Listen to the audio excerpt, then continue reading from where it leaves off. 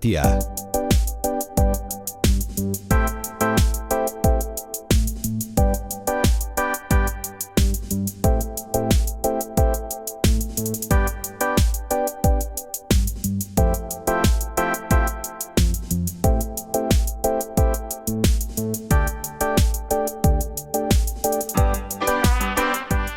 Hezkuntza lege berriari buruz asko ari gara azken asteotan eta horri lotuta gaur Amaraunean Eusko Ikaskuntza garatzen ari den proiektua hitz egin nahi dizuegu. Horretara etorri zaigu Irati Azkue. Kaixo Irati, zer moduz? Kaixo, egunon guztiei, osongi. Ondo. Bueno, eta ezertan asterako koka gaitezen. Gogora dezagun zein puntutan dagoen une honetan Jaurlaritza prestatzen ari den hezkuntza lege berria Arantxartza. Bai, otsailaren hasieran aurkeztu zuten Legebiltzarreko lan batzordeak egindako proposamena eta hori izango da Jaurlaritzak udazkenean aurkeztu nahi duen hezkuntza lege berriaren edo oinarria esango dugu. Alderdiek hasiera batean 10 egun izan zituzten euren proposamenak egiteko, baina martxoaren 4 arte luzatuko da, dakizuenez, ekarpenak egiteko epea. Eusko Jaurlaritzako hezkuntza sailburuaren hitzetan, euren asmoa da Gobernu Kontseiluak lege proiektua udazkenean onartzea eta datorren urteko udaberrian lege berria. Eta gakoen artean leudeke, hezkuntza sistema publikoa, eleaniztuna, euskara ardatz duena, segregazioaren kontrako hildoak eta doakotasuna. Hori da. Ipar Euskal Herrian Frantziako Konstituzio Auzitegiak hizkuntza gutxituen murgiltze ereduak hezkuntzan zalantzan jarri ditu, hizkuntzen ondarearen babisari buruzko legea dela eta horrekin batera iparraldeko ikasleek kaleak hartzen ikusi ditugu brebeta eta baxoa euskaraz egitea ukatzen zaielako. Nafarroako Eskola Kontseilua gobernuaren eskariz hezkuntza akordio baterako zirriborroa eta prozesua abiatu ditu, hainbat eragilek euskaraz ikasteko eskubidea urratzen zaiela salatzen duten bitarten. Hau da gutxi gora bera Euskal Herrian hezkuntzari lotuta daukagun panorama.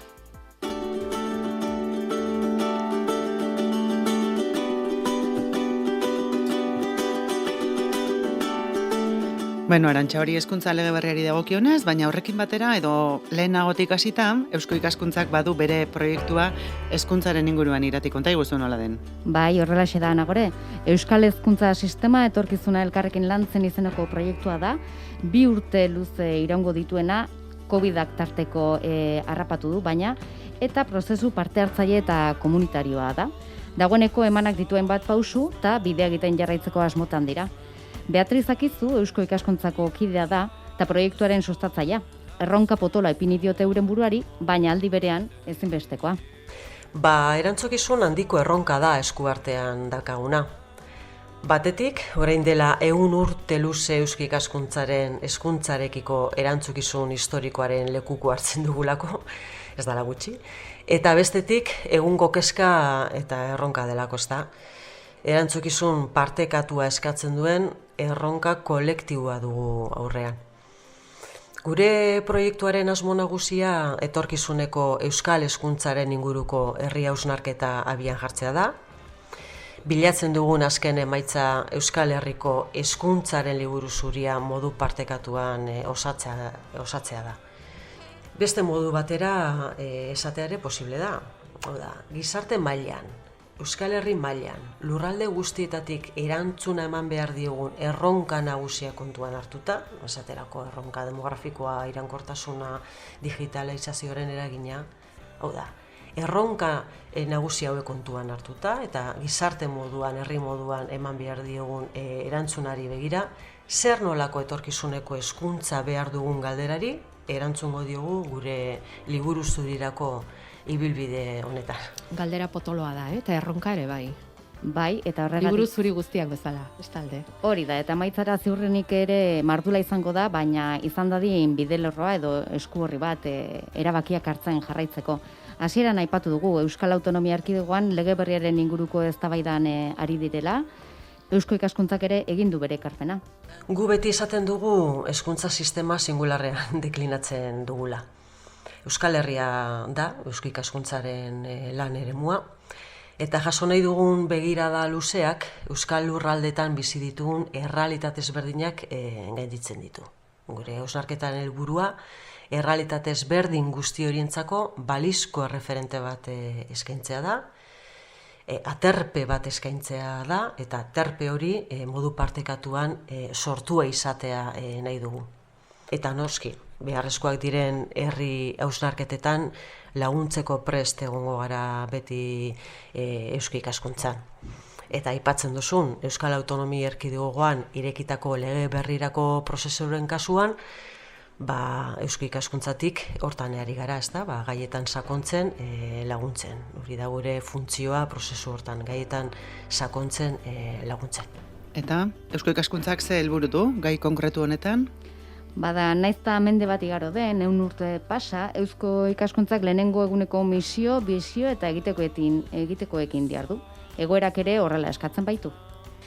Eusko ikaskuntzak oso modu berritzalean Euskal Herriari etorkizun berri bat irudikatzen laguntzeko misioarekin, herriaren egituraketarako erakundetze proposamen sendoak luzatu zituen bere sortze garai haietan, eta garai hartako eusko ikaskuntzak oso garbi sarri zigun gure lan markoa, Euskal Herria, eta herria aurrerapen bidean kokatzeko nola egin behar genuen lan, asmo kolektiboa eta partekatua garatzeko.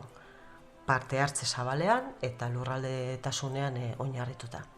Eta nahi hau, misio hau, mendeurrenaren markoan burututako 2 urteko lankidetza prozesuan sendotu eta berretsi egin zen. 2 urtetako prozesu honekin, Euskal Herriaren etorkizuna irudikatzeko egitasmo kolektiboa lankidetzan garatzea eta aktibatzeko zorua sortzea nahi genuen, eta bestetik eusko ikaskuntzaren hurrengo urteko lan ildoan lankidetzan identifikatzea bilatzen genuen. Ez dakagu besterik, eusko ikaskuntza sorrerako asmoa bultzatzen jarraitzen du, eta ezin diogu uko egin gure arbasoek utzitako lekukoari. Arbasoek utzitako lekukoa hartzarekin batera ordea, kontsentsu eta adostasunetara iristeko espazioak sortu behar dira. Arruntarik eta zaila da hori.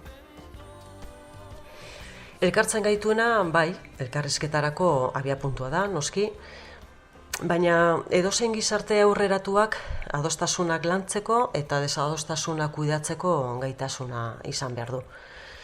Eta honetarako gure ustetan 2 dira gako nagusiak. Bat, etorkizuneko proiezioarekin, peluzeko begiradarekin lan egitea, eta bigarrena, eztabaidak gizarte zabalean garatzea eragile eta erakundeekin batera.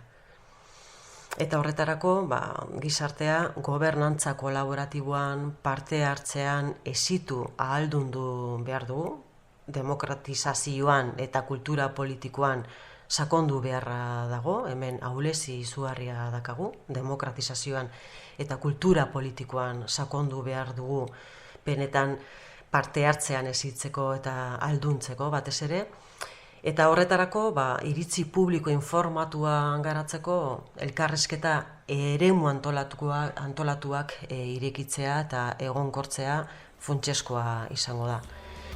Eta Euskal Herrian ezin dugu ahaztu, hezkuntza sistema instituzionala 3 errealitatek osatzen dutela.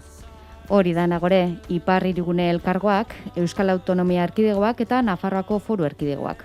Tokian tokiko errealitatea ezagutzeko urren ez urren, Nora Salbotx, Amaiurko eskolako zuzendaria eta Eusko Ikaskuntzak hezkuntza sistema elkarrekin lantzen proiektuaren baitako kidea dugu, eta Urgorostiaga bestetik, Zehaskako kidea gonbidatu ditugu, hezkuntzaren mosaikora ikuspegi osoago batekin begiratzeko.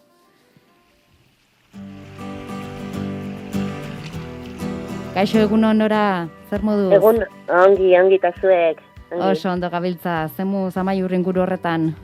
Ongi, gaur gainatuta, baina Amaiurren aurten badakizue erronka berezia dugula eta topera, bai. Oso ondo, hemen ari gara, ezagutu dugu lehentxeago aritu gara Eusko Ikaskuntzako proiektu honetan sustatzaile den Beatriz Akizuren hitzak entzuten, eta berak kokatu gaitu pixka bat, ezta, Eusko Ikaskuntzaren helburuak eta asmoak eta zeintzu diren, Nora? Eta hezkuntza lege berriaren inguruan ari garelarik, bi gai handi, ezta, landu dituzte, segregazioarena eta titulartasunarena, publiko kontzertatuarena. Euskal Autonomia Erkidegoko eta Nafarroako hezkuntza sistemaren egungo egoera nola kokatuko zenuke? Zeintzu dira erronkak eta auluneak, indarguneak, nola kokatuko zenuke zuk gai hau? Bai, erronkak, batetik baditugu hezkuntza mailan erronka globalak ditu dakizkiokenak, ez? Horiek UNESCOk markatzen ditu 2030 helburuen baitan. Horiek dira erronka demografikoa, digitalizazioarena, iraunkortasunarena, horiek biztan dena, gure herritik ere erantzun bat beharko lukete, eta horiek erronka dira. Baina bertzetik baditugu tokiratuta edo bertaratuta, ez? Demografiarena aipatu dena, eta segregazioarena, eta horiek nolabait ere gurutzatzen dira, demografia euskara, segregazio euskara, beraz gure herritik erantzun konkretu bat behar dute, horiek guziek, ez?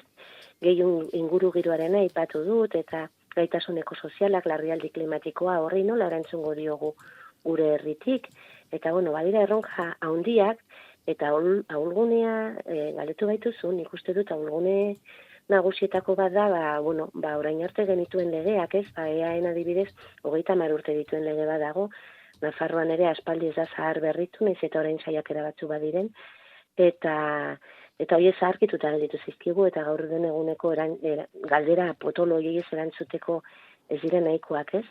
Eta bertze ahulgune bat Nafarroaren kasuan, ni Nafarrotik ari bainaiz, euskararen legeak hezkuntzaren dituen ondorio guztioi lirateke, ez? Eta indarguneak ere baditugu. Eta indarguneak nik uste dut, handienak, historikoki demostratu da, Euskal Herriak baduela, Euskal hezkuntzak baduela erresilientzia maila edo sendo bat, ez? Eta badirera hor bi tradizioa handi zeinen gandik. Horiek uztartuta gauza honitz ikasi dezakegun, eta dira batetik sare publikoak egindako lan guzia, ez? Inklusioaren alde, demokratizazioaren alde, kohesioaren alde, eta bertzetik sare kooperatiboan ikastoletan bat egin den lan komunitario guzi hori, ez? Eta Euskal, kulturaren transmisioaren aldeko lan guzi hori, eta beraz, baditugu indarguneak ere bai. Bada zerrenda nahikoa, zenbatu ditugu, eta hoien inguruan gogoetak egiteko ere plaza eman dizue Eusko Ikaskuntzako proiektuak, edozein kasutan, euskarak horre izan du leku nabarmena, ezta? Euskarak ere egiten gaitu, eta zein litzateke euskararen inguruan lurralde bakoitzak dituen erronkak? Bai, euskara, Eusko Ikaskuntzan eztabaidak zabaldu ditugunean beti agertu den gai bada, biztan dena, gure minetan dago, eta inkluso erranen nuke Eusko Ikaskuntzaren tradizioan, hezkuntzarekiko lanketaren tradizioan ere badagoela, ez? Iparraldetik hasita, urrek igual hobeki azalduko du, baina molak legeak ondorio batzuk izan zituen, ez? Batzorde konstituzionalak gero ezarri dituen mugak, ez?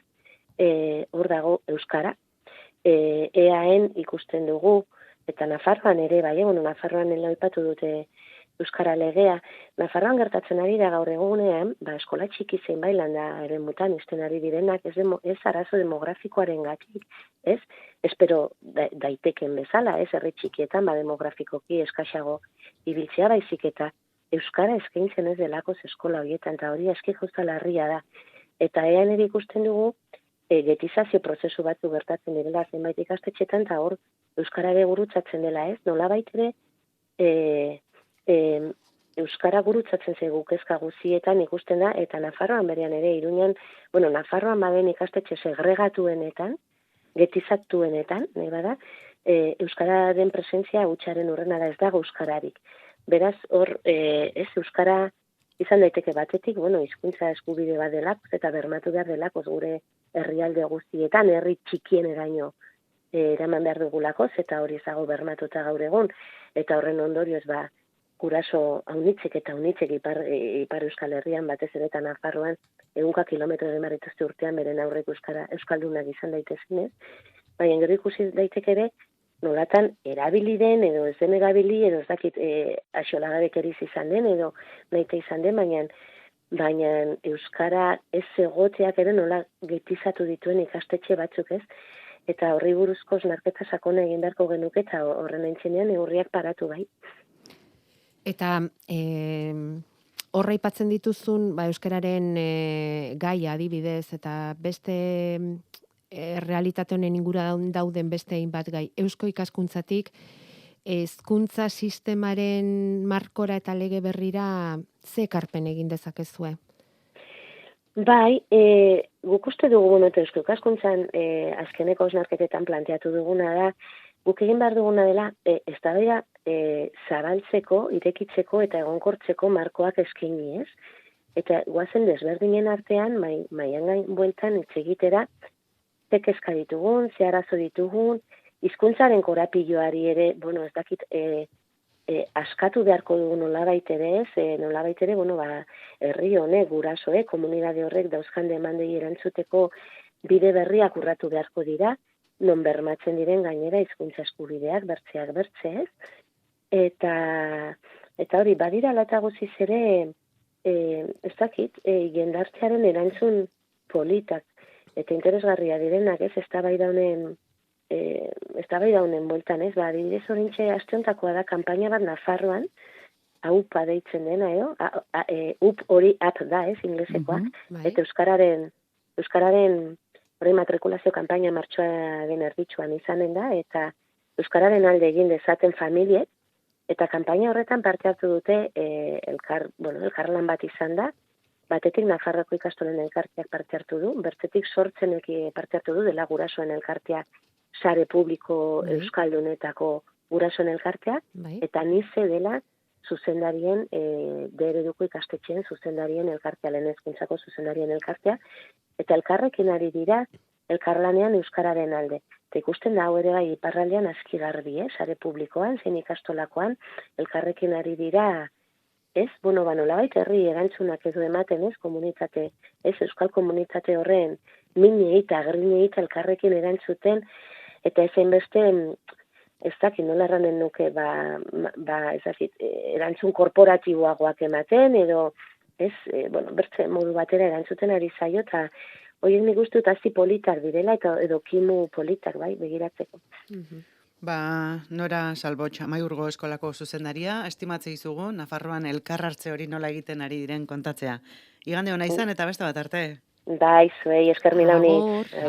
Bueno, Nora jarri gaitu iparraldera begira, eta zukirati Urgorostiagarekin ere hitz egin duzu. Ze esan dizu, Ipar Euskal Herriko hezkuntza sistemaren egoeraz? Bai, aizuzen Norak Nafarroari begira jarri gaitunez, guen gu ipar hartuko dugu eta iparraldera begira jarriko gara, bakizue bera zehaskako zuzendaria da, baina iparraldeko 3 probintziatan ikastolez aparte baitugu erlijiosoak, publikoak eta argazki bat egiteko eskatuko diegu, lehenik eta bain. Beraz, gaur egun lehen hezkuntzan 62% eskola publikoetan ikasten du, 25% pribatu giristinoetan eta 13% ikastoletan. Azken urte hauetan jaiotze tasak txikitu dira eta eskola publikoek galdu dute gehien, eskola pribatuek pixka bat galdu dute, baina oroar mantentzen dira eta aldiz ikastolek hien hazkundea segitzen dute. Naiz eta erran bezala sortze tasa txipitzen ari den. Hezkuntzaren egoera aipatzerakoan ezin da antzi Frantziar estatua hiperzentralizatua dela eta hemen tokian berean ez dugula inolako autonomiarik, ez? Erabaki guztiak Parisen hartzen dira. Parisek du erabakitzen sare bakoitzak zein baliabide izanen duen, 3 saretako irakasleak Pariseko ministeritzaren kontratupean dira, beraz hori, Frantziak segitzen du alde hortatik erabat zentralizatu izaten. Norak aurreratu digu, iparraldean euskarak duen bizitza edo pultsoa zein ote den, baina urri ere horreletxu galdetu diogu. Zuberoa, Nafarroa berean eta Lapurtiko ikasleek euskaraz ikasteko eta bizializateko ze aukera dituzten. Haurrezkuntzan 2 haurretarik batek euskaraz ikasten du, partez bederen. 20% aldiz murgiltzean egiten du, batez ere sehaskan eta gero badira esperimentazio batzu eskola publiko eta pribatuetan. Oroitzen bagara, Hezkuntza Ministerioak berak gidatu zuen Molak legearen kontrako Kontseilu Konstituzionalaren erabakia, eta geroztik zirkular bat atera da joan den abenduan, murgiltzea baimentzen duena eskola publikoetan eta aurrezkuntzatik haratago. Orain arte esperimentazio batzu bat ziren aurrezkuntzan, beraz zirkular horri esker, posible litzateke lehen hezkuntzan ere murgiltzea garatzea publikoan. Egiarran ikusiko dugu eraginik izanen duen heldu den irailean, mendikarat zaila baita ikuste hori, baina iruditzen zait egiarran ez duela gauza hondirik ekarriko, eskola publikoetan lehen hezkuntzara ez dut ikusten momentuz edatuko denik. eta are gutxiago bigarren hezkuntzara. Etorkizunera begira beraz, Seaskeko ikastoletan ziurtaturikote dago euskara ikasita atera litezkela ikasleak ikastoletatik? Gaur egun ikastolan hasten diren familien gehiengoa erdalduna da. Haurrek ez dute euskararik ekartzen etxetik. Lapurdi iparraldean bereziki gehiengoa dira euskararik ez dakiten bi gurasoak dituzten haurrak. Pentsa 22 ikasleko gela batean haur bat edo bi euskaraz mintzo direnean bakarrik, pentsa zelan duten gure irakasleek. Horregatik da importanta ikastolaz kanpo ere euskaraz aritzen diren edo aritzeko paradak izatea, baina maleruski eskaintza biziki apala da, ez? Eta iruditzen zaigu ez dela aski kontutan hartzen hori. Gure ikasleek beraz euskara ikasiko dute, baina kezka dugu euskara mailarekin.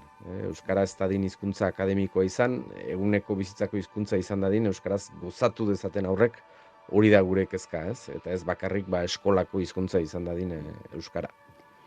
Aipatu dugu, Frantziako Hezkuntza Ministerioak eskualdeko hizkuntzen eta kulturen irakaskuntzari buruzko zirkularrak baixoa eta brebeta euskaraz osorik egiteko aukerak zabaltzitakela, baina bere horretan geratu da. Bai, azterketen gaia simbolikoa izanen da behar bada, baina ohartu behar dugu ze garrantzia duen puntu honek, ez? Frantsesa jaun eta jabe da etxeetan, administrazioan, edabidetan, sare sozialetan, bizitza publikoan, euskarak oasi txiki batzuk ditu beraz ikastoletan, baina hor ere ez badugu baloratzen euskaraz ikasitako euskaraz aztertu daitekela, gure hizkuntza azpi baloratzen da, ez? Gurasoek ez dute euskaraz egiten, gizartean ez du neork euskaraz egiten, eta azterketetan ere euskaraz ezin balin bada egin, ezin balin bada baloratu ikasi dena euskaraz, zertarako balio du euskarak. Eta bertakoek nola bizi dute hau guztia, zenbateraino kezkatzen ditu gai honek? Frantziatik geroz eta jende gehiago datorrela adierazi digu Urgorostiagak eta euskararikiko sentsibilizazio gutxi edo baterez dutenak horrek dakarrenarekin.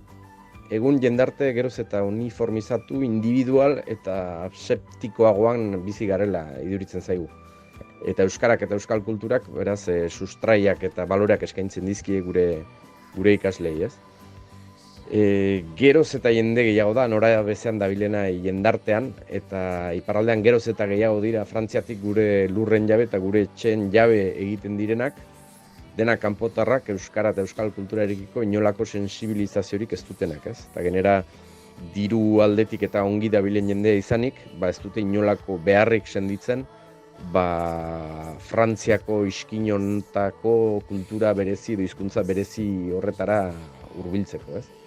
Baina momentu berean jende horiek dira Côte d'Azur edo Kosta Urdinatik ihes egiten duten jendeak, erabat bizigirua okertu delako, eta ez dira hartzen hemen euskara eta euskal kulturarik ez bagenu, Kosta Urdin bat bilakatuko litzatekela ere Ipar Euskal Herria da. Beraz zaila da esplikatzen, baina euskararik gabe Euskal Herrik ez dela izanen esplikatu behartzai ere kanpoko jendeiri. Eta egia da batzu haien aurrak ikastoletan edo eskola elebidunetan ezartzen dituztela, baina egia da hainitz ere heldu direla haien bizitzako bigarren partean, eta horrek sekulako desoreka sortzen duela Ipar Euskal Herriko demografia. Bueno, egia esan Irati iparraldean urte asko eta urte luzetako borroka da, ez? Euskarazko irakaskuntzaren aldeko borroka hori.